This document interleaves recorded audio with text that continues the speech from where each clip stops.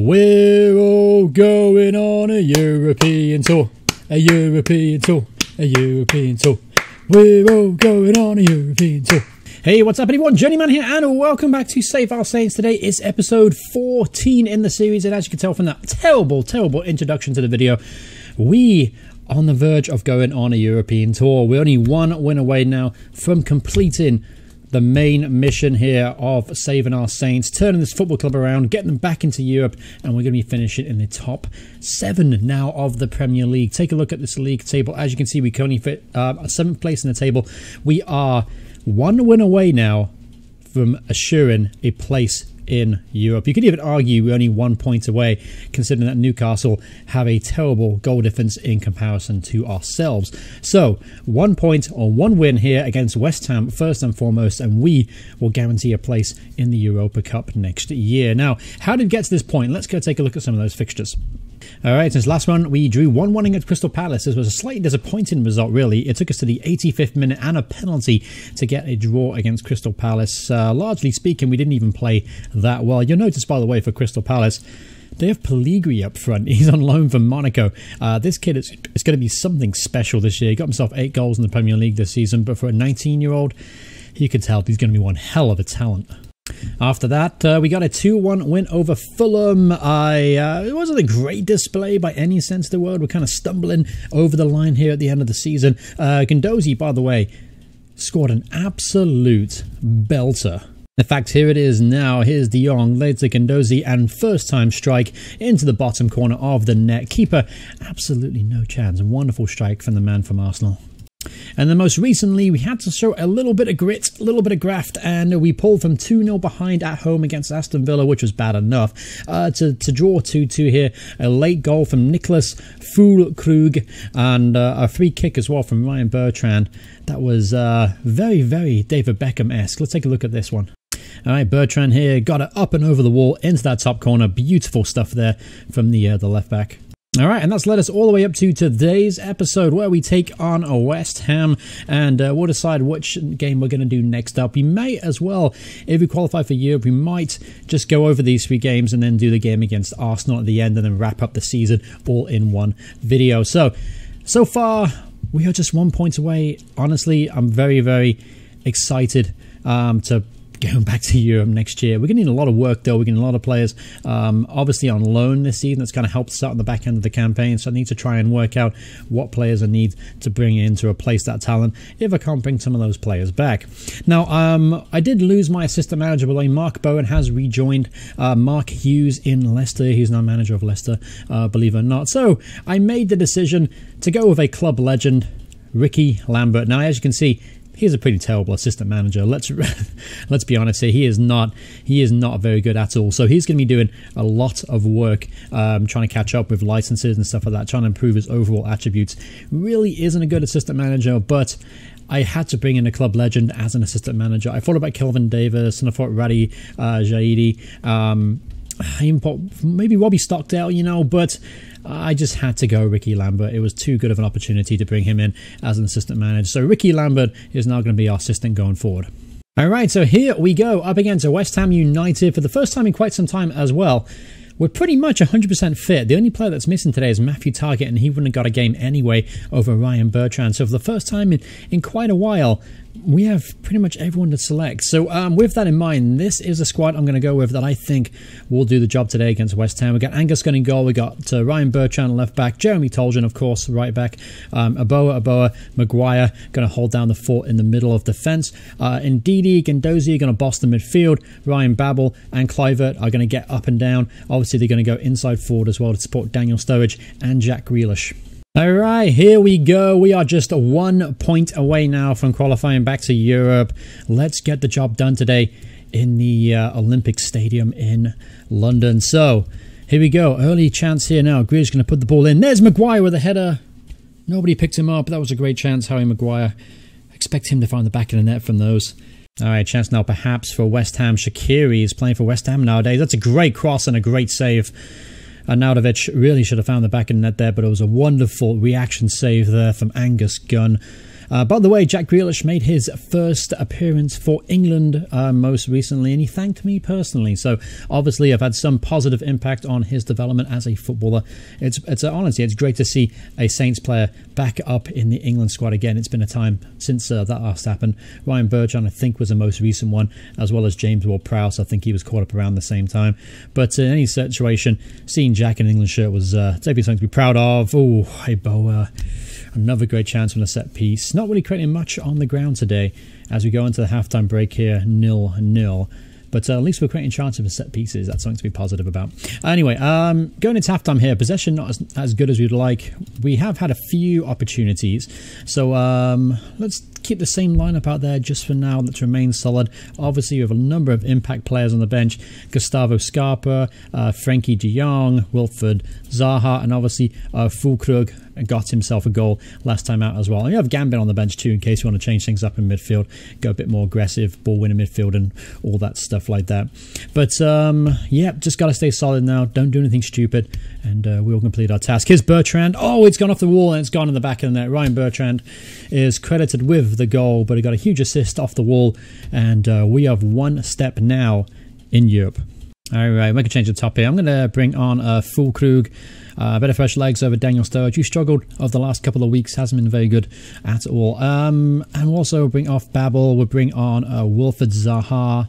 Yeah, we'll roll with that for now. We'll leave that one extra sub just in case of any injuries or disciplinary problems. All right, Shaqiri now win this. Who's picking him up at the back post? And Boa makes the clearance, but it falls back to Diop. And who the hell was picking up Issa Diop there at the back post? Obviously, getting into Europe will be a big step for the football club regarding reputation. We're going to be able to maybe attract some promising young players, and we're going to be able to take that next step in the positive direction. Striker is certainly the top of my shopping list for next year. Obviously, we have Brahimi. Wait on loan right now. He's going to come into the first team, but I'm not quite sure if he's ready for Premier League football quite yet. He's only 18 years old. Definitely a lot of potential, but I'm not sure he's ready to lead the line. So a lot of my money will be spent on a striker. No doubt about that. But there you go. The job is complete. A 1-0 solid victory. A trademark FM Journeyman victory here at West Ham. And we're going to go into Europe, ladies and gentlemen. I'm just going to confirm it right now. As soon as I get the news reports, I'm sure. Let's go take a look here. Let's see if my math was correct. So we've only, let me see, we got 4 games left to go in the campaign. 4 times 3 is what? It's 12. And we are 14 points clear of Newcastle. So there you go. It is confirmed. We have qualified for Europe. Fantastic stuff indeed. So awesome, awesome, awesome. So what we're going to do now for the Rangers episode, I'm going to do the next 3 games, and then we'll do the Arsenal one. That will be the final game of the campaign, and then we'll wrap it up. We'll talk about the needs of the football club, the direction of the save, and what my plans are for next year. Alright, so welcome back, and we are now taking on Arsenal in the final game of the 2019-2020 campaign.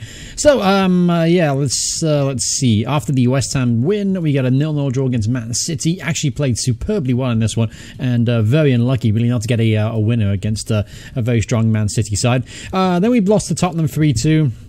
Adam Lallana having one of those games against us, of course he did. Signed to Tottenham for £22 million. Quite a bit of money for him. 32-year-old, injury prone. Let's see, his physicals have significantly declined. No doubt he is a quality footballer still, but ton of money for a reserve player. And then you'll notice that we beat Derby 3-1. Michael Obafemi getting his first professional goal for the club on his first start in the Premier League this season. I wanted to rotate the squad out, give a few players a look, like Thomas Harlan, Obafemi, Josh Sims, Maxwell Cornet. His job is on the line for next season. And coming off the bench too, Jankowicz, Markestead, and Wayne Marshall, a promising young striker there too. Just give him a look, see what they're all about. But anyway, let's go wrap up the season now up against Arsenal away from home at the Emirates. We've come so far this season, and we truly deserve to be 7th place in the table. I noticed that embarrassingly enough, I noticed that we aren't guaranteed European qualification at this moment in time. We'll have to wait on the result from the Man City and Man United game. But in the FA Cup, but both of those teams are already qualified for Europe, so I'm not understanding why we haven't been given the automatic qualification spot. I guess we'll find out in about a week's time from now, just to 100% confirm it. But from what I believe now, we should be in Europe next season. That'd be awfully embarrassing if we weren't, after all my early episode gloating. Alright, stepping out onto the field for one last time in this season. We can look back this season certainly with a lot of pride, especially the 3-month unbeaten spell that we had earlier in the season. Really set us up for success, obviously going on a huge run like that. It just makes things a ton easier and a little less pressure going into the second half of the campaign. Disappointed how December went, and we never really picked ourselves up after that one. Justin Kluivert going in the goal here, giving us a 1-0 lead. And yeah, obviously we need to address that next year, because it's 2 years in a row now. December has killed us. I presumably by squad depth, maybe it's something to do with my training. Maybe I need to adjust training around the busy fixture schedule time period. That would make sense to do that, so maybe that's something I'll take a look at. Alright, Bertrand, the free kick, narrowly past the post. He's already whipped 2 in this season, so I was hoping he'd make it a third there. Alright, second half action here. Arsenal get the first highlight. Here's Goulam, plays it back to Bellerin, to Willock, to Ramsey. Kluivert makes the interception. Now, here's a chance here on the counter-attack. This is where we are most dangerous. Here's Jack Grealish now running through the middle. Oh, that's a great challenge from Socrates, but Toljan picks up the rebound. There's Grealish, and it's fell to Kluivert, and Leno makes a save, but it wouldn't have counted anyway. Kluivert straight into an offside position on that rebounded shot. Okay, so obviously still going well here, still defending well. Mkhitaryan now crosses the ball in, intercepted though. Kluivert, don't do something stupid. El Yunusi, keep hold of the ball. Let's say keep hold of the ball. There you go. Toljan got it now. So here's Grealish. That's a great challenge. There's Kluivert back to Sturridge. Sturridge takes a shot on from distance and forces Leno into another good save there down to his left-hand side. Now, for next season, I've got 3 positions that I want to improve. I want to spend money on. One is obviously striker. I want to bring in a striker. I want to bring in a top-class striker to get us goals next season. We've yet to have one in this save. Danny Ings, our top goal scorer last season, the striker with 11, and he is our top scorer this season as well, I believe, with 11 again. Obviously, but he's been sold. Even though he was sold halfway through the season, he still remained a #1 striking goal scorer.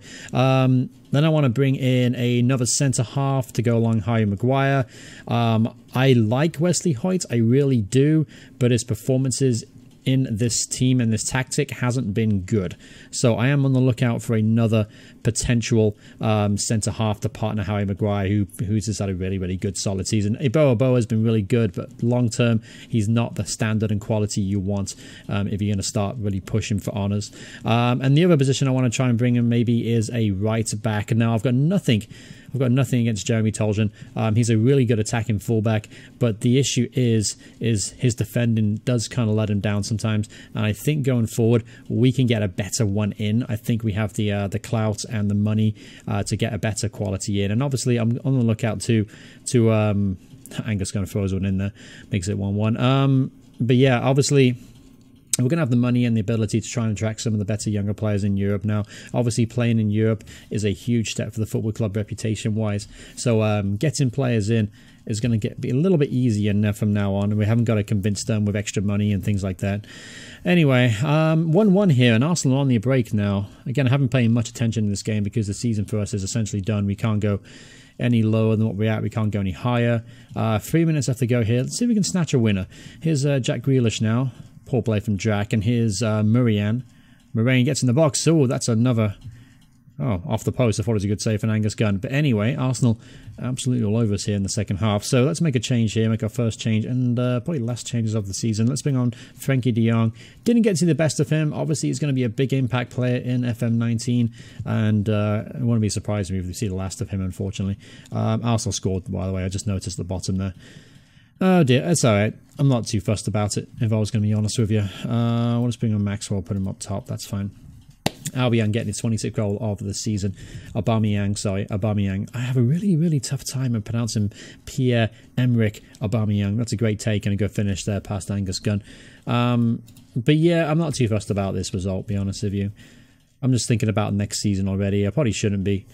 Probably should be leading by example and trying to get the most out of every single game, but Arsenal away from home, I think the players have kind of mentally checked out as well. Anyway, here's Grealish now. Maybe a late chance. Jack Grealish. Ooh, Jack Grealish. So far for me anyway, Jack Grealish is going to finish top scorer of the club this season. And honestly, my player of the year would have to be him as well. He's just been superb. He's been the heartbeat of everything good going forward for this team this year. Obviously, some really good performances at the back too, with the likes of Iboa, Bertrand, Maguire. I've all had really good seasons. I'm expecting more next year of Ndidi and Gambin. Obviously, I like to see those defensive sort of midfield partnership grow and develop. And yeah, all right. So let's go ahead and just get through this stage real quick. I'll do the press conference later. I'm not bothered about it now. We got £27 million finishing 7th, and also delighted the team qualified for the Euro Cup through the participation in the Premier League this season. However, at one stage we were qualifying for the Champions Cup, so we shouldn't get too carried away. That's a little bit harsh, don't you think? We were never ever going to qualify for the Champions League. We had nowhere near the enough quality to keep up with the likes of the top 6 teams. But we only gave out 2.5 million, so the bank balance is looking much better? Question mark? Yes, we're in the black. All right, so overall balance was 17 million on the season, so we make a profit of 14 million. Obviously, we did sell quite a few players, quite a bit of turnover in the team. So going forward to next season, now let's talk quickly about some of the performances of this season first and foremost. Jack Grealish, top goal scorer at the club, 11 goals to his name. Really great performance in attacking midfield, grown and developed, and I think he's going to be an important player for us going forward, and obviously delighted to get his first cap as well for England. Goals-wise, Scarpa was next with 8 goals. He had a really good first half of the campaign, got a few injuries, and he struggled to get back in the team kind of ever since. Assist-wise, Toljan, right back, got himself 7 assists. Again, going forward, it's not an issue, but at the back, he's made some kind of key errors, and he's been out of position quite a bit. So I'm thinking I can maybe upgrade that position if the right player comes along. If not, I'll settle for Jeremy Toljan. He's still a good player. Other players that have notably done well this season. Danny Sturridge came in and was a big part at the end there. Obviously, losing Danny Ings was a bit of a blow, but we got Sturridge in last minute to help us out for the rest of the season. And to be fair to the guy, performed well. 5 goals in 12 appearances. That's a pretty decent record. And after that, as you can see, shared the goals out pretty well. Lots of 4s and 3s, 2s, and a few 1s down here as well. Let's go over average rating real quick. Bertrand apparently was the highest average rating in the team, as was Guendouzi. Jan Valery played well when he got the chance, but he's off the PSG. I don't care about his performance. But yeah, Ryan Bertrand, rolling back the years on this performance. He's now 30 years old. I keep thinking, I mean, I'm not going to lie. I have a certain young player bias when it comes to Football Manager. I love finding younger players, developing them, and turn them into superstars. So when I see a 30-year-old, I think, oh, they're over the hill. That's not really fair. You could say Ryan Bertrand has at least 1 to 2 years left in him without any problems. And obviously, based on this season performance, he averaged 7.2 throughout the entire of the season. So honestly, Ryan Bertrand put in a really good season. He's probably going to end up being player of the year, no doubt about it. Gambin, he was as good as I expected him to be. He was rock solid, protecting the back line. He's just an absolute beast in the middle of midfield, absolutely bossing that ball in midfielder role. I was slightly disappointed with Wilfred Ndidi, though. In and out the team, obviously a lot through injuries and fitness and issues like that. I think going forward, I think next season will be a bit better, more prepared. He obviously the whole of pre-season with us, and I still think this guy could be an integral part for the club going forward. Is certainly a player that we can build around. Yeah, no doubt about it. Potential players. Talk about some of the youth players potentially coming through the system. We'll go over the players here by obviously potential ability. Phil Roberts and Frankie Lug are 3 of the players came in through our youth academy this year. Nigel Smith was the other one. Phil Roberts, I got to do the extra L in there because there's extra L in there, as you can see. Did okay so far for the youth team. Nothing spectacular, but we'll keep an eye on his progress. He's got almost a 4.5-star potential. Thomas Harlan didn't play as many games in the league as I would have liked this season due to competition, naturally, and he just didn't get the chance, unfortunately. But he did play well when he did get the chance to play twice in the Premier League, averaging 7.0. When he did get to play in the Carabao Cup, he averaged 8.2 and got himself an assist. Overall, the progression is there. He's going to turn into definitely a regular in the Premier League. And he's only 17 years old too, so he's still got a little bit of time to get a bit better before next season. I've been very, very impressed with this guy since he's come in. His growth has been wonderful. My scouts are absolutely right about him. He's got a lot of potential. Simon Makastad from Sweden brought him in for 1.1 million. Bit of a gamble, but my scouts strongly recommended I sign this kid, and so far been very, very impressed of him. He had a very tough time. Obviously, his first game in the club was against Liverpool when we had so many injuries just after December. He came straight into the first team, and he didn't have a good game. But ever since then, he's kind of, I don't know, turned up for us, and he just looks like a really promising player. Really good work on the training field too. He's highly recommended from my coaches as a promising player for the future. Drew Yearwood didn't make as many appearances as I would have liked for me in the Premier League this season. Got himself one appearance, I think, and maybe a couple times on the bench, but didn't progress as well as I would have wanted. I'll have to keep a close eye on his growth. Who else? Who else can we talk about very quickly? Obviously, Obafemi got his first goal for the club on his first start in the Premier League. Oh yeah, Ibrahimi. Obviously, that was the big money signing we had in January. We got the work permit for him, but only a youth work permit, which means he can only play for the under-23s and under-18s. He can also be loaned out to like Championship or League One teams. Obviously, I might have to, because of his wages. If I upgrade his wages to over £8,000 a week, it's only a slight bump in pay. He'll then will be eligible to play first-team football next season, and that's something I think I'm going to be doing, because right now, after obviously selling Danny Ings and having to loan Danny Sturridge in, we don't have a first-choice Premier League quality striker at this moment in time. So Ibrahimi, I might restructure his deal, bring him straight into the first team, and the promise is there. You can definitely tell this kid is going to be a very, very good player. He's already got a couple of caps for Albania, got himself a goal internationally as well, and he's already developed into a complete forward, which is what the role I really wanted my strikers to have. I've been using advanced forward because it works for Danny Sturridge and it worked for Danny Ings. So Ibrahimi gives me another dimension by using him as a complete forward, and I like the fact he is 6'5". We score a lot of our goals from crosses, so it's important we get a big guy in there to maybe finish off some of those chances, because I've had Danny Sturridge, he's not great in the air, Ings wasn't great in the air. I'm hoping this guy will fit that bill. And yeah, honestly, that's really going to wrap up the episode. The next one obviously will be tomorrow if I can get it out in time. We obviously have to go through pre-season now, and we're going to be in Europe, so I might bring you back because I believe we go into the second qualifying round or something like that, and that would mean that we play a few weeks before the Premier League starts, which means it could be kind of a weird pre-season dynamic, so I might bring you back for those qualifying games. I think that would be interesting to go up against some of Europe's weirdest teams, because that usually end up with a team you can't even pronounce or you don't even know where they play. But yeah, anyway, that will wrap it up. Hope you guys enjoyed this season. Let me know what are your favorite moments from the season itself. I will be very, very happy to hear your thoughts on your favorite moment from the season.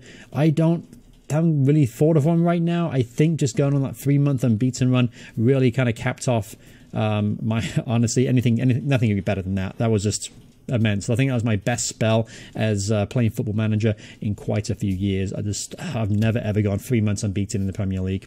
But anyway, thanks so much for watching the video. Hope you guys enjoyed this season. Subscribe to the channel if you haven't already. Regular daily football content is coming your way. But thanks so much for watching. I'll see you guys soon. Bye everyone. Goodbye.